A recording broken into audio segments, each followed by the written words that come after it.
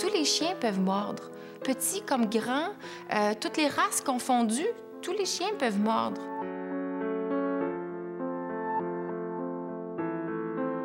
Et les propriétaires doivent savoir au Québec qu'avoir un animal, c'est un avantage, mais c'est aussi un risque. Il ne faut pas négliger les mesures de sécurité. Il faut toujours se souvenir qu'un chien reste un chien, puis c'est dangereux, ça peut être agressif. Puis je peux vous dire qu'un chien, quand ça se décide de mordre puis d'attaquer, ça dégage une force incroyable. Quand il est arrivé en courant à travers la rue, c'est la première chose que je vois dans ma tête. C'est pas des bons souvenirs.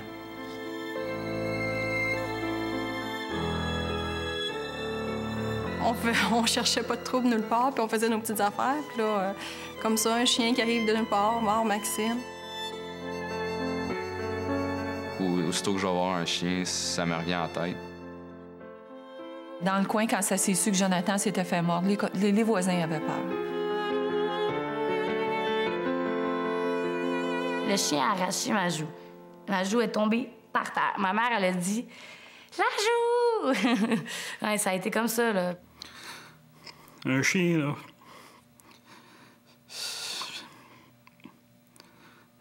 Toute notre vie a changé avec ça.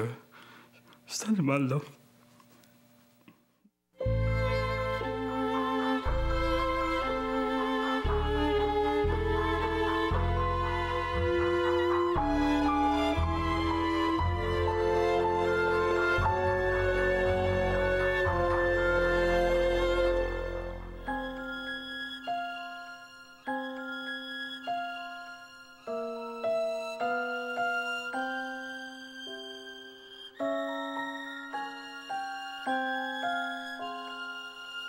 J'avais 11 ans, puis je revenais de l'école primaire avec mon frère puis mon ami. Je vois mes enfants qui s'en viennent avec un de leurs amis, puis tout à coup, on voit un pitbull traverser la rue. Ça, il a commencé à tourner autour de nous. On savait pas trop qu'est-ce qu'il voulait ou quoi, mais il a commencé à vouloir nous sauter dessus. Un chien qui venait de nulle part, un chien qu'on n'avait jamais connu, et puis qui a commencé à essayer de prendre la jambe de Maxime. Et puis là, mon fils Alex et puis son ami, ils autres ont parti à courir pour se cacher. Puis là, ensuite, le chien a pogné le bras de Maxime. Puis il a pris mon bras, puis il a mordu une fois. Après ça, il a repris une deuxième place, puis il a pas lâché. Puis il me brassait, Il secouait son bras, là, comme s'il secouait une guenille, là. Il voulait vraiment pas lâcher, puis... Là, ma mère est arrivée en courant. Maxime a commencé à crier, puis il m'a vu m'en venir. Alors, maman, maman! Puis moi, je me suis emmenée en courant, lui disant de ne pas bouger puis de ne pas crier. Je ne savais pas comment déprendre le bras. Puis à partir de ce moment-là, là, j'ai commencé à me sentir impuissante. Ça s'est passé vraiment vite, là. Puis il y a un policier qui passait par là juste par hasard, puis... Justement, il a vu ma mère, puis là, il savait pas trop qu'est-ce qui se passait. Il est sorti, puis quand il a vu ce qui se passait, il s'est approché. Quand il a débarqué son char, moi, j'ai tout de suite crié aux policiers de faire quelque chose puis de tuer le chien. Il a sorti son revolver, puis il s'est mis entre moi et le chien, puis il a tiré le chien. Le chien, il a ouvert sa bouche, puis c'était la première fois qu'il me lâchait depuis qu'il avait commencé à me mordre. Puis le chien, lui, il a traversé la rue. Au début, ça a fait peur parce qu'il a comme continué à marcher jusqu'au milieu de la rue. Là. Je savais pas s'il était comme invincible. Ça paraît enfantin, là, mais sur le coup, j'avais peur qu'il revienne, qu'il recommence. Là. Fait que quand il est tombé au milieu de la rue, c'était vraiment un soulagement.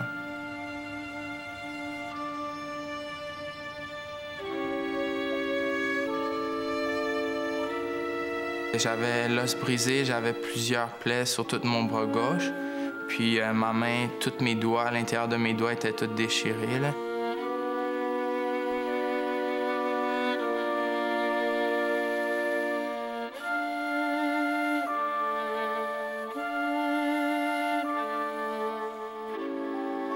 Moi, je considère que le policier a sauvé ma vie.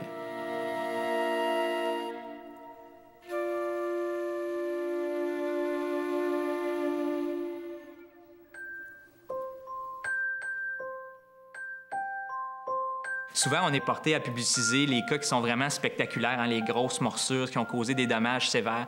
Ça, il y en a, il va en avoir, c'est toujours très malheureux. Toutefois, moi, je pense qu'il y a, pour une grosse morsure comme ça, il y en a plusieurs centaines de petites morsures banales qui pourraient en annoncer des plus grandes, puis ils sont jamais discutés. Une des choses aussi qui est souvent banalisée, c'est qu'on spécifie que l'agression, c'est des races spécifiques ou c'est des tailles spécifiques. Mais n'importe quel chien a le potentiel d'être agressif. 80% de ma clientèle, c'est des chiens agressifs. Et puis, j'en vois de toutes les races, là, du golden au bouvier bernois, en passant, c'est sûr, par des bergers allemands, des pitbulls, c'est sûr. Mais il reste que je vois aussi d'autres chiens qui sont étiquetés comme des chiens doux et bons pour les enfants. Puis on se retrouve avec quand même des agressions.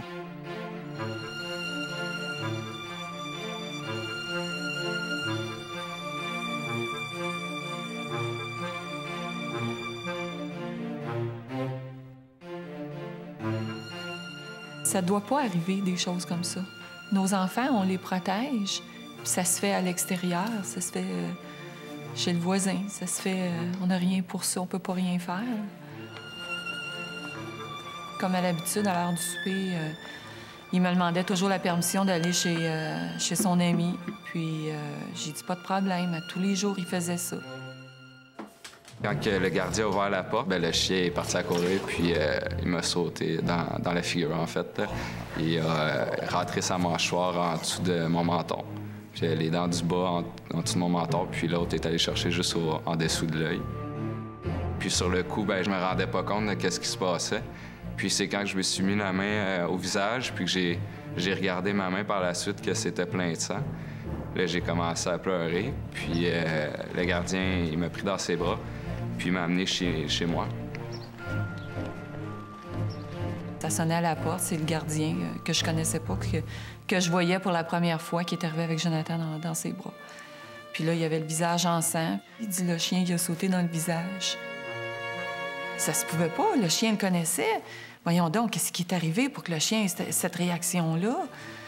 Mais là, on se pose pas non plus toutes ces questions-là quand ça arrive.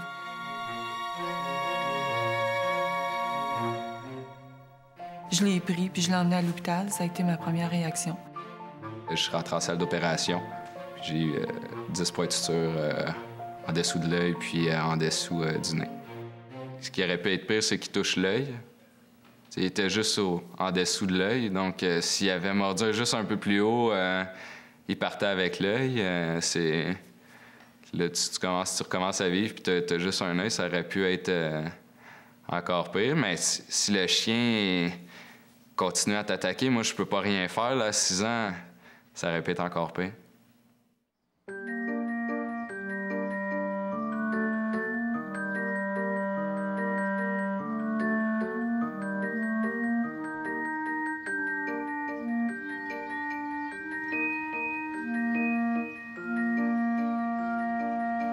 Catherine, je l'avais sur les épaules.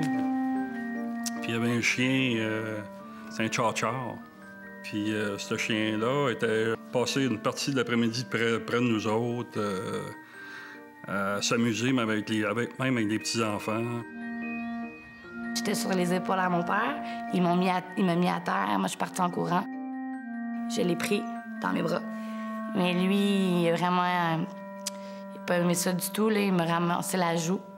Il m'a mordu la joue, puis là, ma grand-mère, c'est ce qu'elle me disait aujourd'hui, il me traînait là, comme un toutou, là, d'un bord puis de l'autre, comme ça. Ensuite de ça, mon père m'a pris. Mais là, il voulait pas tirer pour non plus tirer le morceau de peau pour faire encore... Fait qu'il a ouvert, au fond, la gueule du chien pour pouvoir me sortir. Puis là, c'est là que la joue, elle a tombé à terre. Ça s'est passé en deux secondes, c'était fini. Puis Catherine avait perdu la moitié du visage. J'en parle, puis ça me fait encore quelque chose.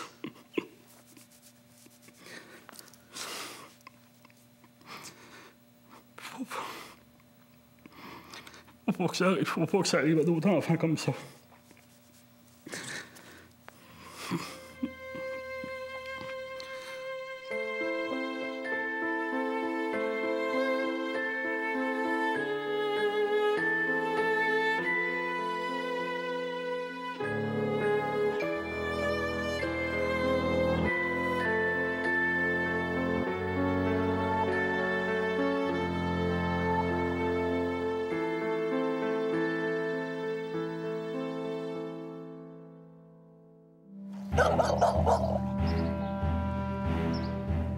Le chien dangereux, qu'est-ce que c'est? Généralement, c'est pas lui qui est dangereux, c'est son propriétaire, à mon sens, la plupart du temps. 99, d'après moi, % du temps, le vrai chien dangereux, c'est ceux qui l'ont conduit à le devenir.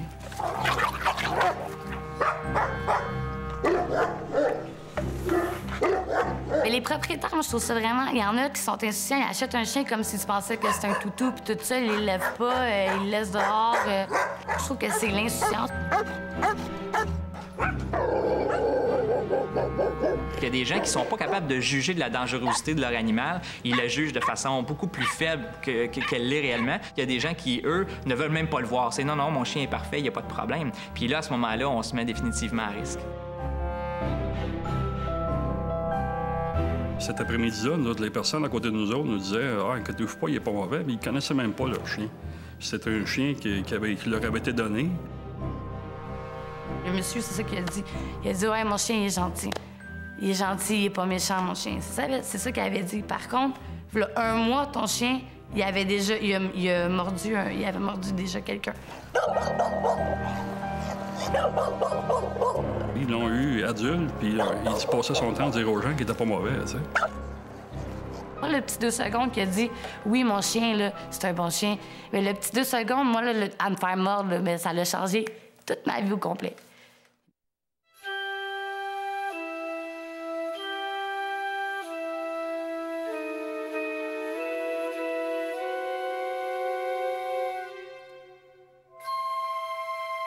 Ça, c'est Killer.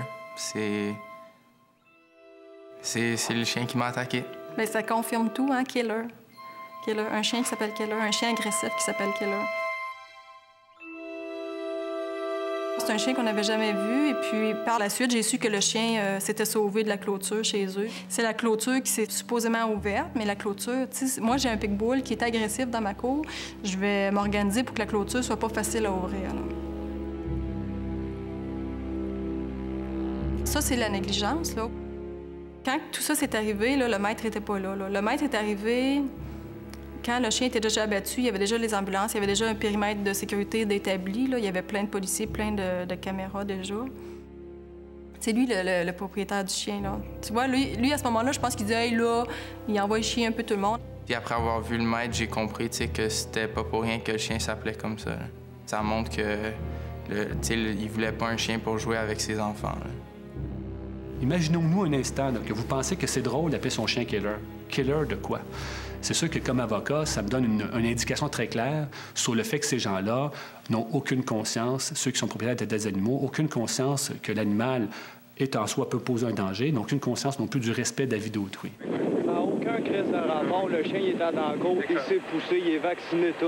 Il n'a jamais rien fait, ça va. C'est triste à voir de voir un propriétaire comme le chien de Killer, de croire qu'il n'y a aucune raison de regretter l'événement ou au moins d'exprimer un minimum de compassion envers l'événement. Mais c'est plutôt rare. C'est peut-être une fois sur 10 ou 20 qu'on voit un cas d'un propriétaire irresponsable là, qui vraiment, lui pour lui, le rapport avec son chien, c'est tout ce qui existe, c'est dans une bulle isolée, là, et que les autres êtres humains, c'est le moindre de ses soucis. Mais ça existe, puis quand on les voit, là, je me sens vraiment motivé. Je vous le dis personnellement parce que je trouve que là, on a un devoir sacré d'intervenir, non seulement au niveau juridique, mais vraiment leur faire une leçon pour qu'ils comprennent, qu'ils desservent l'intérêt de la société. Ça faisait des années que je me plaignais